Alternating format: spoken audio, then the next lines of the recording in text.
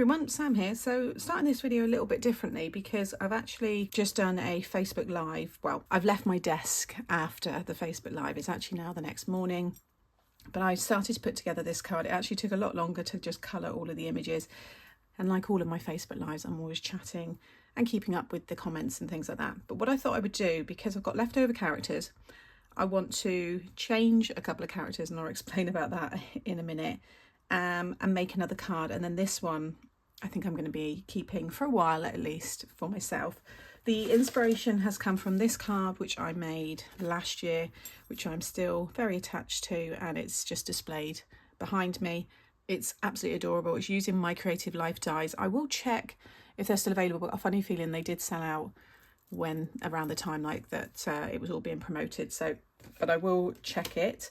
These products and the cute characters are all from the latest Papercraft Society kit. So this is Simply Made Crafts, which has been designed by Helen Griffin, and it's box number 59. So the main part of this is the mini gable box die that you get, but also on this sheet are all of the dies, which are just up here.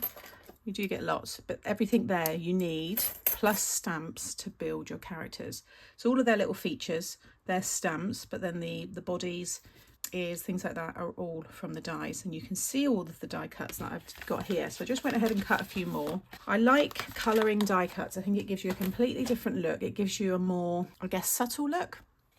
And depending on your colouring ability, obviously they can be just a basic colour, you know, just one block colour will look lovely. But if you like to use shading and layering and all that kind of stuff, which is what I did on this one here, I just think it gives it a completely different look. So that's what I did with these ones, and we had a real giggle. Bill Bailey is here. If you know, you know. I think it was hilarious. Now we've kind of softened the hairline. It's not so bad. We need to add ears. It was bugging me what was going on with the reindeer or the deer. That was another thing, actually. You can change these animals to work for other seasons, but also to change them into other animals, because if you cut that in more of your orange tones, the hedgehog, it will look like a lion. You know, you can have a little Easter bunny. You could turn this into a little polar bear, some more Christmas themed again. But the colours were wrong for the deer for me, what I did, but also there was something not quite right, and it was the ears. We need to add some ears to him. So I've got all of these ready here. These are my new characters. So I'm going to change the colour of the bunny.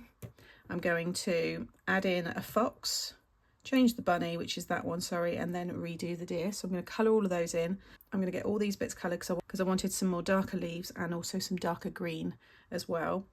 And then I need extra toadstools, acorns, and these are the little conkers, which are horse chestnuts. And I need all of those bits for the next card I do. So none of this is stuck down. I'm going to also ink up some backgrounds as well, but I thought I would film all this. I think it'd be a nice technique video. If you've got the kits, then it's just a bit more inspiration. But if you've got any kind of dies that create little animals, if you've not tried colouring them in, then maybe you will give it a go and this video inspires you. So these are the other bits that you get in the kit. You get some lovely little wooden embellishments, you get embossing powder, cardstock. There's always loads in the Papercraft Society kits, but these are the stamps for all of the details. And you can see it says here like raccoon's tail, the raccoon eyes detail, deer, bear ears, bunny ears. And then you've got your owl, your fox and raccoon, the bear, hedgehog, squirrel, bunny, and then the hedgehog there. And then in the booklet, you can see here how the gable box looks. Very, very cute with those animals. But inside here, it gives you the steps on creating each animal. So you see the bear's really easy. It's just in brown, and then you've got your stamp, and that's the bear done. Then you've got, again, the fox is pretty straightforward, but you add the tail. Here you can see the little deer, which I'm going to redo.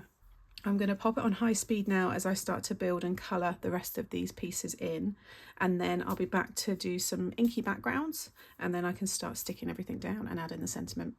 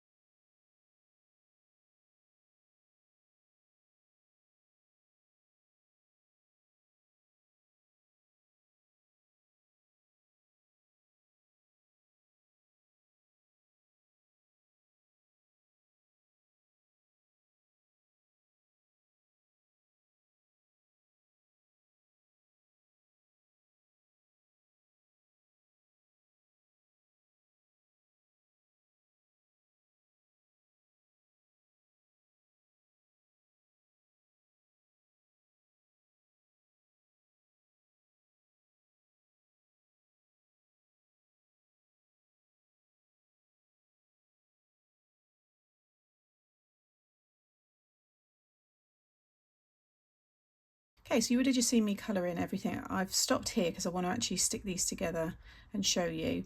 These are the stamps of all the different characters. I'm also going to add some little white dots to the toadstools, and then I've also added in these darker leaves here. You can see where I've filled them already into that card. So I've put everything on there that I need. All of this plus these characters will go on the other card. So they're going to be the same but different. So once you've got all of your elements, the antlers I just took off the other one that I did. You do have to stamp, and then you'd have to cut those ones out. If you don't want to do that, then once you know where you're going to position it, I would stamp the antlers directly onto the card and then just position the character in front so they're behind him. So these are the ears. These are what I'm adding, because I don't show you the ears in the steps, but we were talking in the live, we were like, he needs ears. So I've just cut the rabbit's ones, which you turn upside down, you flip them, and then he's only going to have really small ones, like so, and then a tiny one, like I said, just little ears. And then I'm just going to add a little glue behind each antler.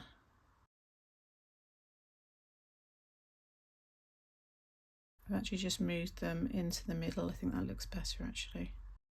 There we go. Tiny little tail, just a little glue.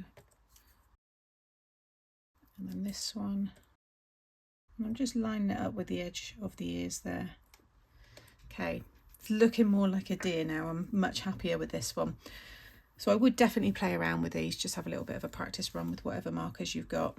So then onto the fox. As you can see, he's all been coloured. So I'm just going to add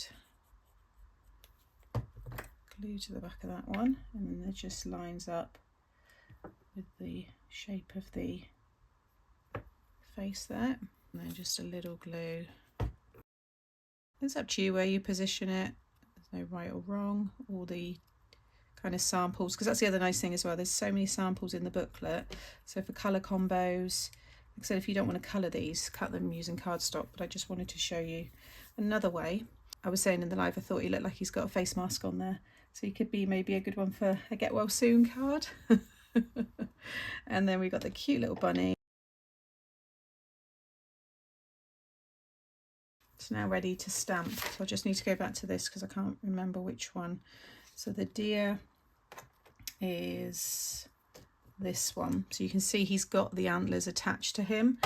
I'm actually going to snip that off because I know I will just always stamp them separate, so just that part there. And I'm going to use the VersaFine, ink that up. Be careful if you get any like this where it goes over, because that could transfer, especially if you're just stamping that directly maybe onto a card blank.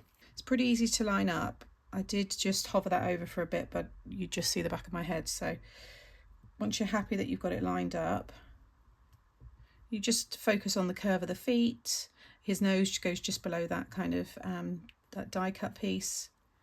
There we go, super cute. And if you do miss any areas, it's always handy to have a little fine liner pen, and you can just fill in if you've got any little areas there that you might have missed, because there's a few layers of cardstock on that, so it's not completely flat. But now we've got a very cute little deer. And then for the fox, and head over to Helen's YouTube, because no doubt she will, you know, explain and share more ideas. So for that one, I just focused on getting the ears lined up, and then everything else should fall into shape. He is adorable. He's one of my favourites. I like the owl as well. I think he's quite cute. Now again, the eyes have kind of overlapped slightly onto the white, which is fine, but I'm just going to fill that in with my fine liner. But everything else is covered really nicely. You can see just how that brings them to life just by stamping all that detail. And then our cute little rabbit. Yay, that one's perfect. Okay, before I go on to the backgrounds, I've got these ones here, and I have the Sakura. I always use the size 10. It's the white opaque jelly roll.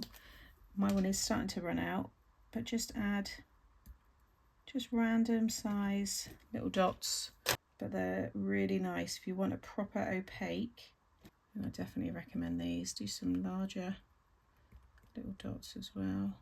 And then once the card's all together, I will add little highlights onto the characters as well. But I'm going to wait until I've stuck it all down. On this card here, all these little lines, all this kind of detail here, that's all using these pens, and it just really, you know, brings them together, I think. Right, I'm going to get my card folded and lay these out similar to that. The sentiments, I think I'm going to use ones that just say like, thank you friend, because I'm always sending thank you cards. I'm going to have a look in my stash for that, and I'm going to pick out all the colours to ink up the background.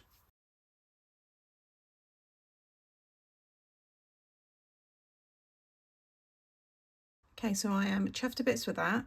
I think it looks like a morning hazy field. I don't know, something lovely about that. I think it looks perfect for the characters to sit against.